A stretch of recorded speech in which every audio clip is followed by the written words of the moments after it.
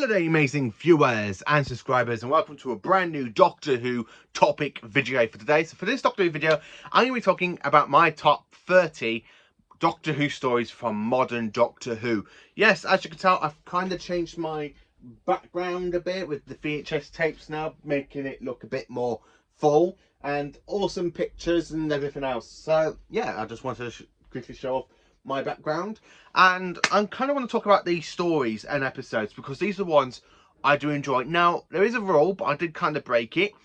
I would try and not separate two-part stories or a three-part story, but for this case I had to do it for the top 10 because I absolutely love one of the episodes that comes out of a trilogy, and the other two, one's okay, the other one does kind of fall flat on its face, and the middle bit of the story is, I think it's absolutely one of the best episodes out of Series 9. So I can't really say what that is. You can possibly think which one it is, which one it's not going to be, but you know it's in the top 10. So let's dive in, eh? And also let me know in the comments what you think of this list. Do you agree with me about some of these episodes? Do you not agree with me? And let me know separately in the comments about your top 30 episodes from modern Doctor Who from 2005 to 2023. So let's dive into it. Number 30. I've had to put this one in number 30 because it is an absolutely brilliant episode. It is from Series 7. It is episode 11, The Crimson Horror. I have to admit, this is one of the best episodes from Series 7. I absolutely love this one because, one, we've got the Penastra gang. We are in Victorian Yorkshire. We've got the Doctor, we've got Clara, we have Miss Gilliflower, we have her daughter Ada, who basically, Miss Gilliflower has basically experimented. She's got scars all around her eyes and stuff. We've got Mr. Sweet, who's basically a pre-dinosaur creature thing, and it latches itself onto Miss Gilliflower and basically becomes her partner in crime, aka, as we all like to call her, the Psychonauts. Yeah, I call this the Psychonaut because this story is just one of the great episodes of modern Doctor Who for me, and I absolutely love it. The Crimson Horror has got to be 30th place. 29th place. Now this one, I have to say, this is one of the best ones from Series 10, and it is Empress of Mars. This is the Ice Warriors' biggest return since Cold War in Series 7. I have to admit, I absolutely love this story because, one, we meet a new Ice Warrior, aka the Ice Warrior Queen, which is somebody we never knew about. We know about the Ice Lords. We never knew the Ice Warriors had a queen. So this is an absolutely good one. I love the Victorian soldiers. I love the way how they kind of screw up and mess it all up for themselves by trying to steal Alexa's gold. And the Ice Warriors get woken up and they go around killing all the Victorian stuff. Yes, Nardole does get separated from the Doctor and Bill because something's gone wrong with the tyres, and he lets Missy out so she can actually help fix the tyres. I have to love this one because it does quote some movies, and I really like the 12th Doctor in this one because it's absolutely brilliant. When you kind of see the Ice Warrior like marching up to the Doctor and the Doctor just goes, "Stop!" I really think that's like such a fantastic pertwee scene from Classic Who, but with Capaldi. Capaldi's Doctor feels so much like the third Doctor to me. I love his era. It's one of the best eras of modern Who. Actually, it's my all-time favourite era of modern Who because he reminds me so much of the classic Doctors, and why I just absolutely love the 12th Doctor. Number 28.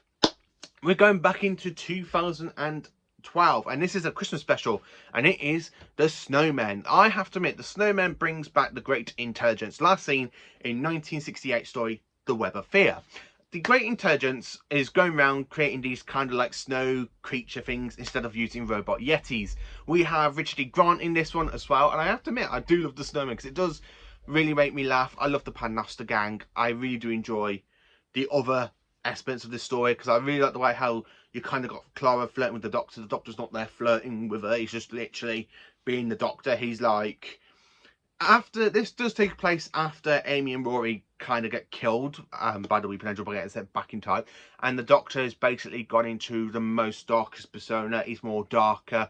He's not basically doing anything doctorish. He's just sitting in a cloud and sulking, really. And I have to admit, this episode is absolutely brilliant because I do love the return of the Great Intelligence, and it's absolutely brilliant one. Number 27. Now this one, I'm diving into Series 1 Treachery from 2005, and this is a two-parter, believe it or not. It is Aliens of London and Werewolf 3. Now, I love this two-parter. I think it's absolutely brilliant, and it deserves to be in the top 30. I have to admit, I love the way how you got the doctor taking Rose back, thinking, oh, it's only been 12 hours. And she goes into her flat, and the doctor reads a poster saying that she's been missing for 12 months. And the doctor goes, it's not 12 hours, it's been 12 months. You've been gone a whole year. Sorry. I really love the way how Jackie is there having the right go at the doctor. And she does actually punch him in the face, and he goes, 900 years of travel through time and space, and I've never been hit by someone's mother. She goes, what? That's how old I am? 900 years. I really love that line. I love when the spaceship crashes into Big Ben and the doctor goes to investigate by taking the TARDIS when he promised Rose he wouldn't go and investigate. And then, of course, when you have the reveal of the Zavine, I love that. I do love that cliffhanger to episode 1 where he goes, thank you for wearing your ID cards. It will help to identify the bodies. And I love that bit when it gets into the next episode for Werewolf 3 and the doctor's there, literally takes his name badge off and goes, deadly to humans maybe, and he shoves it into the Zavine's like neck piece and it actually executes all of the Zavine on Earth. I don't really love that scene, I have to admit. I really love Aliens and Werewolf 3, it's absolutely brilliant. Number 26, we have The Doctor's Wife from Series 6, and it is episode 4. I'm going to have to admit, this one, I have to admit, is absolutely brilliant. It's one of the episodes that I do keep going back and rewatch from Series 6 quite a lot. Because, one, the Doctor gets a little box knocking on the TARDIS door. He opens it. It's got the mark of the Crusader. So the Doctor thinks there's a living, breathing time there, and it's one of the good ones. So he uses the TARDIS power to get out of the universe into this kind of little bubble alien house sort of thing. It's got the alien entity is actually called House. I have to admit, I really love this one because it's dark for the 11th Doctor when he gets angry and he finds out that he's been led astray. I really do enjoy this episode. I think it's absolutely brilliant. And of course, when the Doctor is there with House in the TARDIS and he's there talking and House goes, fear me, I've killed hundreds of Time Lords. And the Doctor just goes, fear me, I killed them all. I absolutely love that line, and it is absolutely spot on, and I absolutely love The Doctor's Wife. Then, of course, in 25th place, we go to the Impossible Astronaut and Day of the Moon, the actual two-part story that opens up this series with the Doctor's death. I have to admit, this one, I have to admit, it has grown on me quite a lot. I absolutely love this two-parter. The Cylons are absolutely amazing. I love the 1969's background. I love how the Doctor uses the moon landing to basically manipulate the Cylons by filming an injured one, saying that you should kill them all on sight. The Doctor does play it through them, I have to admit. I absolutely love this two-parter. Matt Smith is brilliant in the role as the 11th Doctor. I absolutely do really love this one. I think it's a great one. 24. So in 24th place, we are jumping into Series 13 with the 2021 series. Now, I have had to put this one in 24th place because, one, it is a good episode. Two, it is out of Flux, and I can't really say the whole of Flux, so I had to separate it with other good episodes I really enjoy. And this one is, of course, Village of the Angels. So following the bit where the Weeping Angel basically takes over the TARDIS by coming out of Yaz's phone, and basically finding the TARDIS, and the Doctor goes to literally saps the angel out of the TARDIS with Yaz and Dan. They go to this kind of village and they kind of find out it's all been took over by Weeping Angels. They meet Claire, who they met in the first episode before she got sapped back by a Weeping Angel. I have to admit, I do love this one because when you kind of have the Doctor talking to the angel about the vision, and it is kind of building all that up, and then of course that cliffhanger when when the angels come to take the other angel and he goes, no, I've made a bargain, I'm giving them you instead, and the Doctor just becomes a Weeping Angel herself. I absolutely love Village of the Angels. I think it's an interesting episode. It is brilliant, and of course it's the Angels' biggest return since Series 7, and it's an absolutely great one. I really think this is one of the best Weeping Angel episodes ever for Modern Who.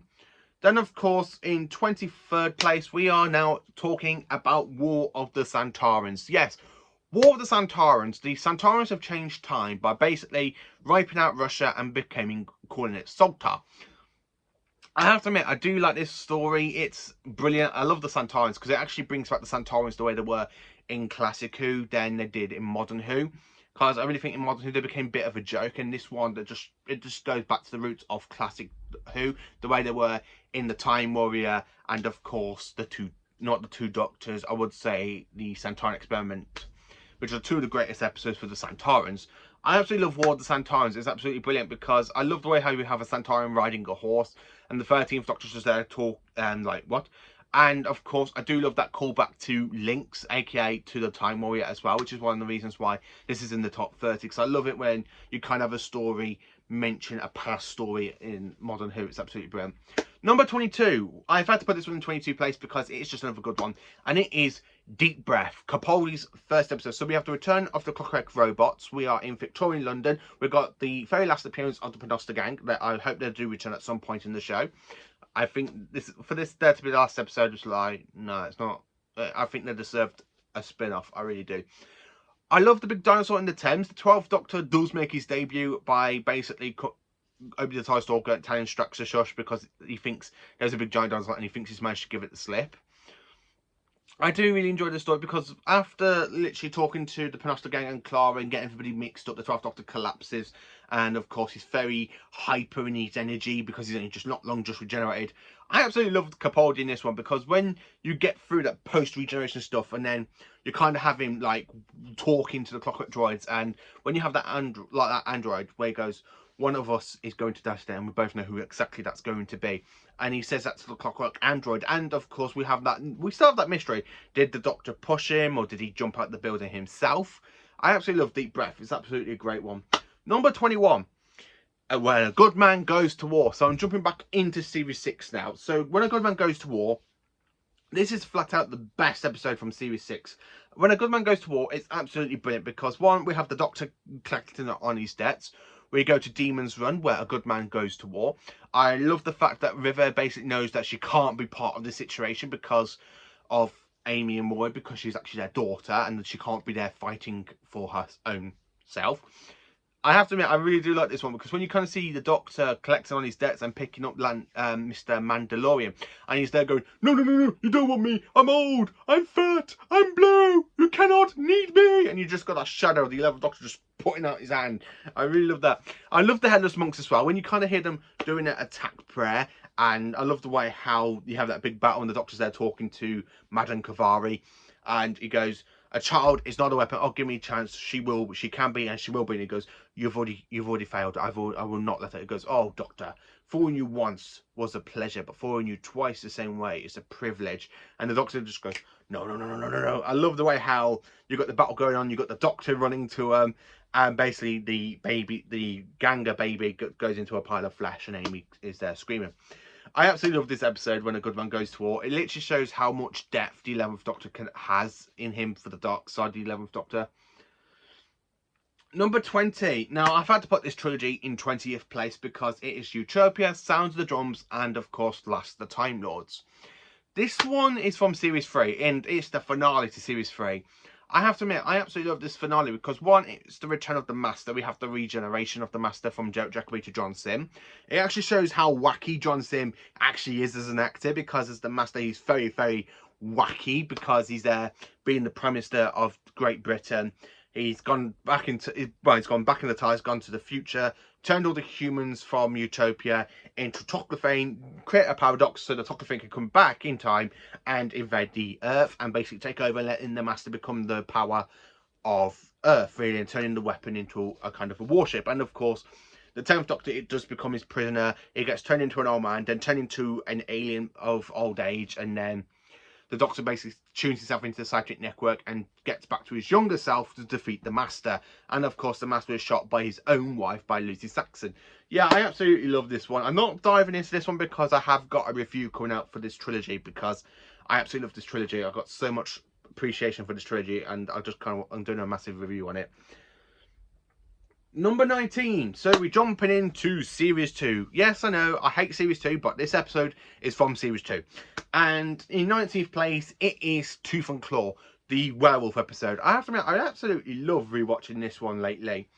I don't really go back and rewatch Series 2 quite a lot, but when I went to watch, I really fancied the Tennant story, and I thought, you know what, I haven't really watched Tooth and Claw for a long time. I have to admit, I absolutely kind of enjoy it, and I think it's brilliant. Queen Victoria, I think she's great. I really like the Doctor in this one because he really shows how much alien he has in it, because one, he is in Scotland, and I like the way how he's there talking to Rose, and Rose goes, oh, Kai, I've been boot in the boot, and he goes, no, no, no, no, don't do that. Hoot, come on. No, no, really, don't. Just don't. I really love the werewolf creature, because when he's there in the cage and you kind of got all these people with Rose around it because they're all in chains because of the servants of the wolf. And when he turns into a werewolf, where he goes, moonlight, and he just transforms. And I love the way how the 10th Doctor sees it and he goes, "You are beautiful." I absolutely love the way how Tennant just says that and the way his reaction is to it. And then when he realises he's just running away because it's there chasing after him. I have to admit, I really love Tooth and Claw. Number 18. I had to put this one in 18th place because this is the next episode from Series 2, aka Episode 3. School Reunion. We have the return of Sarah Jane Smith. We've got the return of K9. We also have some other great episodes in this one as well because we have the Quillitanes. I love the whole school setting. It's very much like a base Under Siege story from the 60s, but using a school. I love the way how you have Quillinoids becoming teachers and they've got big butt rings. I love Mr. Finch, played by Anthony Head. I think he's Anthony Head who plays Mr. Finch. I really think he's absolutely brilliant as Mr. Finch. He absolutely makes me laugh. He's one of the best things about this episode. Elizabeth Sladen as Sarah Jane Smith. This is absolutely brilliant for a Sarah Jane return. And I really love the way how K9 sacrifices his own life to save everybody. And the Doctor just gives her K9 Mark IV. I have to admit, I really love School Reunion. It's absolutely brilliant. Number 17. And again, we are in Series 2 Treachery now. So in 17th place, it is Rise of the Cybermen and the Age of Steel. Now, this one, I have to admit, this is one of the best episodes for me out of Series 2. I absolutely love Rise of the Cybermen and Age of Steel because, one, it's set in a parallel universe. I love John Lunick. I really think he's, for somebody that is dying and he creates Cybermen to basically try and stay alive, I really think that's brilliant. But there again, it's another point of the Cybermen's origin. We know how the Cybermen came in Classic Who. So it's actually going to a parallel universe where you got Cybermen coming from parallel universe. I really think that's absolutely a good idea. I really love the way how you kind of have the Vactri and you got them all being turned into Cybermen. That cliffhanger, though, when you kind of have them smashing into the Tyler's house and the Doctor is just there and he sees them march and he goes, "I've seen them before. What are they? Cybermen." I really love that line. Cybermen. And the way Tennant does it so well. And then when you got the President saying, "What if I refuse?" and telling you, "Don't." I'm asking, what happens if I refuse? "Then you will be deleted." And he just gets electrocuted in front of everybody and everybody starts running. I really love this one. And then, of course, when they go into Lunick's factory in the next one and Rose's basically parallel mom is turned into a Cyberman. You got a parallel dad, Pete, and he's there horrified to see what John Lunick has done. And when you see John Lunick become the cyber controller, I have to admit, that's absolutely brilliant. I love that design with the whole brain thing there. I really love like you got like the glass. I love the light up eye. So much different to the other versions of the Cyberman. I just really love this two-parter. I think it's brilliant.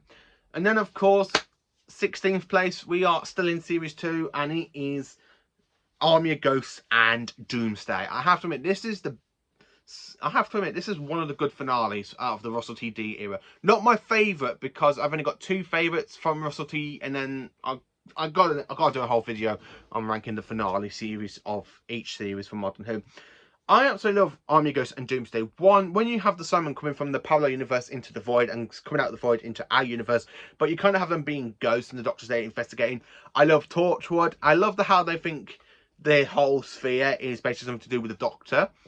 And I love that bit when it opens up at the end of Army of Ghosts and it literally see a Dalek going, "Location Earth, life forms detected." I love when you got Daleks and Cybermen meeting for the very first time in Doctor Who history. These two great enemies of the Doctor, and they come together at once. And instead of like making an alliance like we do see later on in The Power of the Doctor, these two just have a big massive battle right there in Canary Wharf between the Daleks and the Cybermen, and some humans do get into the crossfire.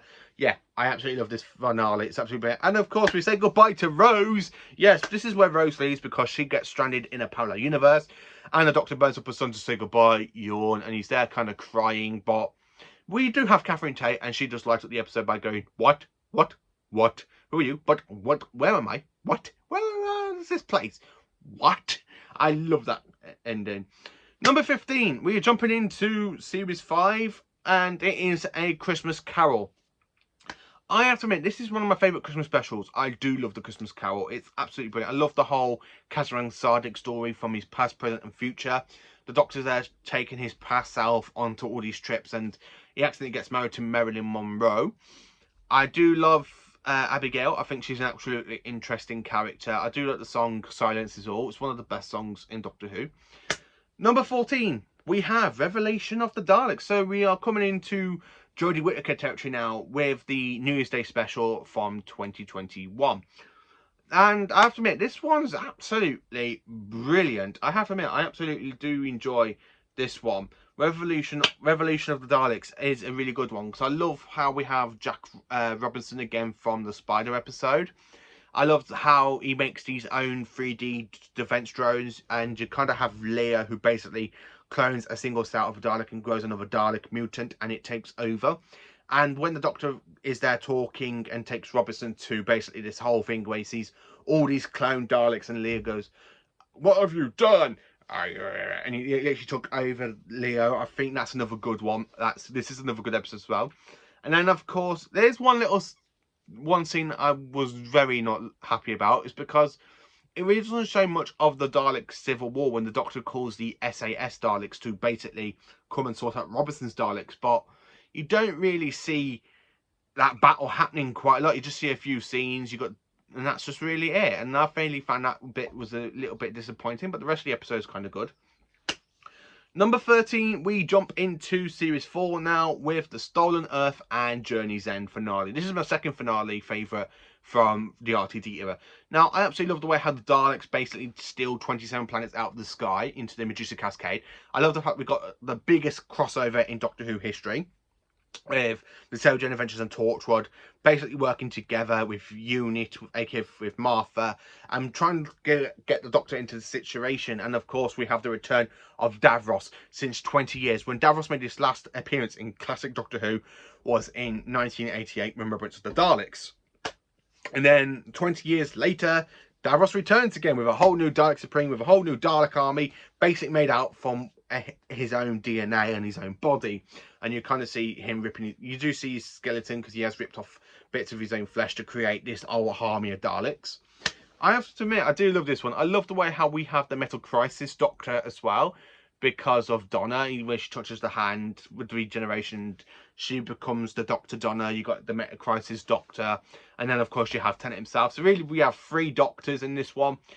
I do feel sorry for Donna when the Doctor has to wipe her mind, but there again though, we do see her again in the End of Time, and she's back for the 60th anniversary. So I'm really looking forward to see what's going to happen in the 60th anniversary between the 14th Doctor and Donna, because he's no longer in his 10th incarnation. I absolutely love this finale. It's absolutely brilliant, and I do love Davros, where he's there screaming at the Doctor, "You did this, Doctor! I name you forever! You are the destroyer of the worlds!" I absolutely love that bit. Number 12. So we are back into Jodie Whittaker territory, and it is the latest episode from the Whittaker era, and it is The Power of the Doctor. I absolutely think this is one of the best episodes of Doctor Who from the Chibnall era. I have to admit, Power of the Doctor, I love the fact how we have cameos from David Bradley as the first Doctor, Peter Davison as the 5th Doctor, Colin Baker, we have his basically return to Modern Who for the first time, and Sylvester McCoy, because so far in Modern Who we've already had Tom Baker come back in the 50th, we had Peter Davison come back in Time Crash, and we had Paul McGann back for the 50th anniversary as well for the Night of the Doctor.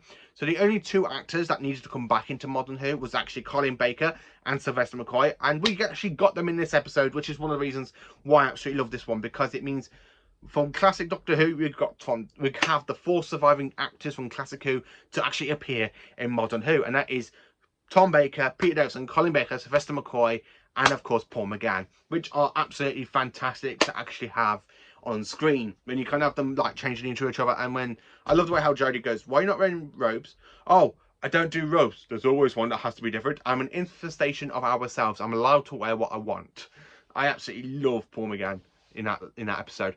I have to admit, I do like Sacha Dhawan's master. He's absolutely becoming one of my favourite masters from Modern Who after Michelle Gomez. I have to admit, I really do like the Daleks and the Master and the Cyber Masters in this episode as well. The Cyber Masters ain't really as bad as they were in The Timeless Children, because I really hated the whole design and stuff. But to actually see them kind of get a new design and the return of the Cyber Warriors as well in this story, and really set up the Daleks as well, it really is another good one, I have to admit. Number 11 is Resolution, the 2019 New Year's Day special with the 13th Doctor. I have to admit, I really do enjoy this one because, one, it shows how much menacing one Dalek can be. A bit like Dalek in Series 1, but this one, I really think Dalek is so much better than Resolution. We have a Dalek Recuscant Dalek. I do like the way how they kind of use the purple lighting so it can repair itself and stuff. I really do like this one, I have to admit. Number 10, we have Eve of the Daleks. Yes, the 2022 New Year's Day special. And I have to admit, I absolutely love the new design to the Daleks with the Daleks machine gun. I love the way how we are stuck in a time loop, and that loop is slowly closing in on itself, and the Doctor basically works out what to do in basically around about the 4th or 3rd loop, and then of course they mess around for the 2nd loop, and then I think for the final loop, that's it. She ends it. I really do like that one. Number 9. We're going back into Series 1 territory now, and it is The Empty Child and the Doctor Dances. Yes, I absolutely love The Empty Child and the Doctor Dances. It is another great episode. It's brilliant. It's fantastic. I love the gas mask zombies. Are you my mummy? I love how the fact we set up with John Barrowman being Captain Jack Harkness, who later becomes a fan favourite of people. I have to admit, he is my favourite, and I know with the situation between John Barrowman and the BBC, but I'm kind of hoping at some point we see John Barrowman return to the role of Captain Jack. I absolutely love this episode. I really think Christopher Eccleston is absolutely brilliant. The way he steals Captain Jack Sonic the square gun, where he literally shoots it and it creates a wall, and Captain Jack is there with a banana. I love the way how Jack goes, "Who has a sonic screwdriver? I do." Who looks at a screwdriver and says, "Oh, this could be a little bit more Sonic." What, have you never been bored having to build up a cabinet in the dark? I absolutely love this episode. It's absolutely brilliant. Number 8. Now, we're going back into Series 4 territory, and it is Silence in the Library and the Forest of the Dead, the 2-part Fashion Errata episode. I have to admit, this is one of my favourite episodes from Series 4.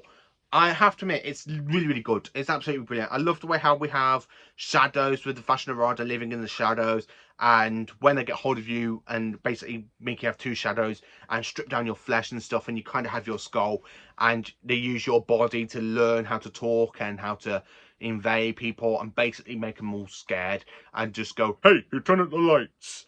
I have to admit, I really do like this one, and I do like the library setting. It's absolutely brilliant, fantastic. Number 7, we have the Time of Angels / Flesh and Stone from Series 5. This is my favourite Weeping Angel 2-part episode. I have to admit, it's my all-time favourite Weeping Angel story, period. It's my favourite Weeping Angel one, because it actually shows the Weeping Angels do more than send people into time.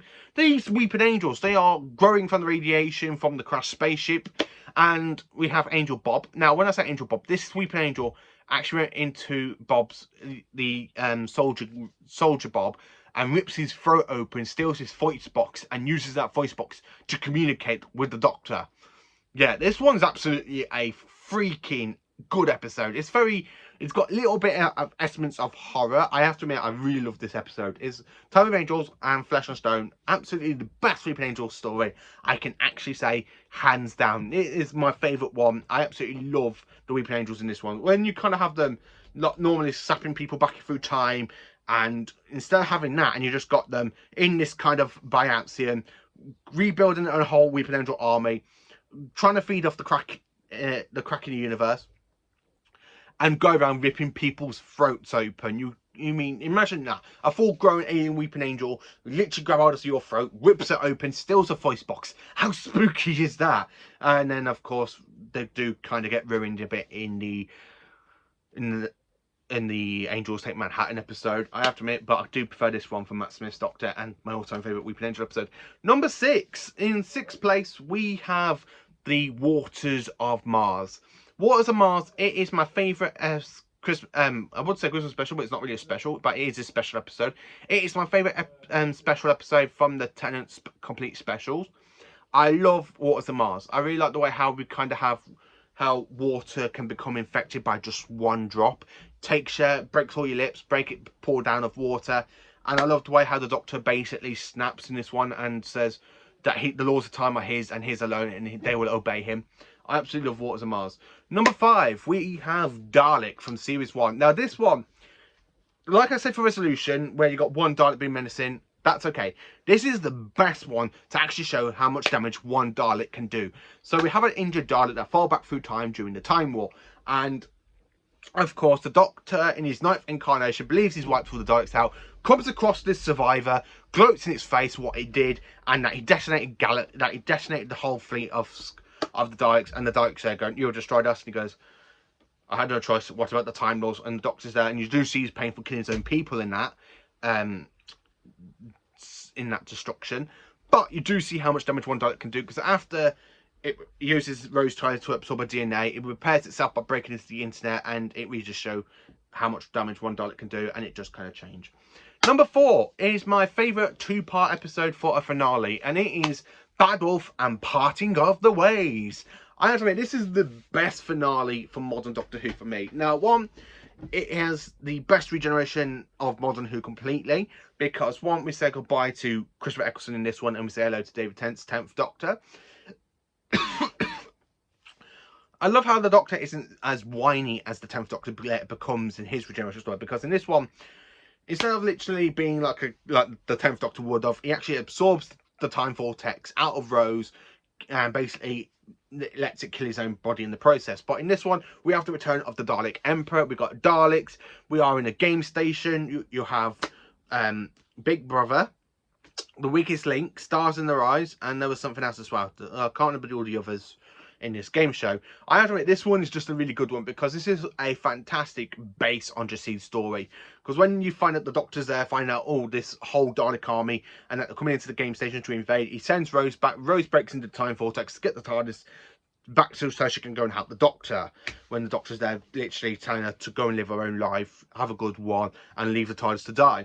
I have to admit, I love that part, that finale. Number 3, it is World Enough in Time and the Doctor Falls. And of course, Twice Upon a Time, because I do class that as a trilogy. Now, World Enough in Time and the Doctor Falls, it's an absolutely great one, because not only do we just have Simon, we have 3 versions of the Simon, 2 incarnations of the Master, we have 1 Doctor, and of course we say goodbye to Bill because she gets converted into a Cyberman, and we say goodbye to Nardole. Technically we don't, technically we do. And then, of course, I absolutely love this one, because the Doctor just literally goes and blows up a whole deck of Cybermen to try and stop them from converting the little human children that Nardole's basically trying to help survive. I absolutely love this one, because when I said we have 2 Masters, we have Michelle Gormas's version of the Master, aka Missy, and I do like Missy. She's my favourite incarnation of the Master in Modern Who. And we have the return of John Sim as well. Now, John Sim, how can I say this? I do like his Master. I don't like his, for a very long time, I never liked the end of time, the way they treat John Sim's Master. I never liked the way how they treated John Sim's Master. And then when you kind of go from that, and then you go into this episode, it really redeems John Sim's Master for me. I really like his Master. The way he's there wearing disguise, saying you can't help but being by someone's former Prime Minister. I absolutely love this episode. It's a really good one, I have to admit. Number 2. In second place, I had to put this in second place because it is just a great episode. It is the Day of the Doctor, the 50th anniversary special. So we've got 3 Doctors in this one, because you got the 11th Doctor, you got the 10th Doctor, and of course we have an incarnation of the Doctor that we never knew since 2005 existed. We have the War Doctor, aka played by John Hurt. Also, we have 2 classic Doctor Who villains in this one. We've got Daleks on this one. And of course, we have the return of the Cygons since 1975. Sorry. Since 1975, we have the return of the Cygons. One of the best things about season 13.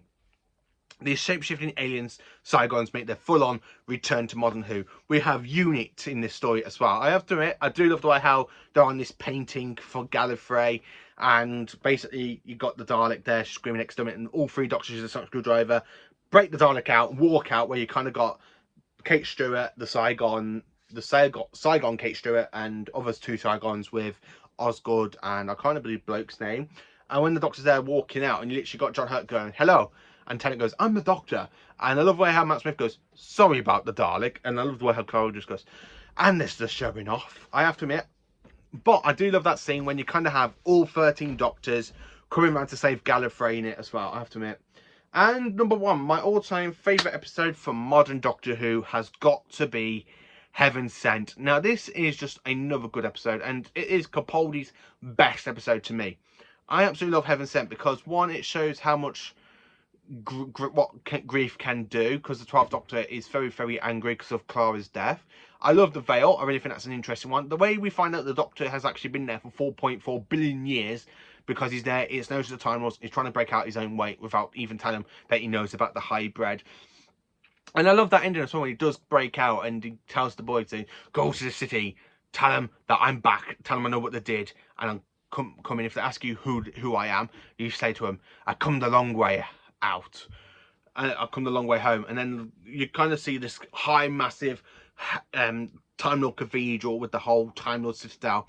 And I love the way how the 12th Doctor talks, it turns around, picks up the convention dial, says, you're probably listening to me, but I know the hybrid. The hybrid is nothing half Dalek. The Daleks will never allow that. The hybrid is me. And I absolutely love that cliffhanger. So that is it, my top 30 episodes from modern Doctor Who. Let me know what you think of this list. Let me know what you think of this in general, to be honest. And let me know your top 30 episodes from modern Doctor Who. Thank you for watching and have a cracking day, you amazing viewers and subscribers.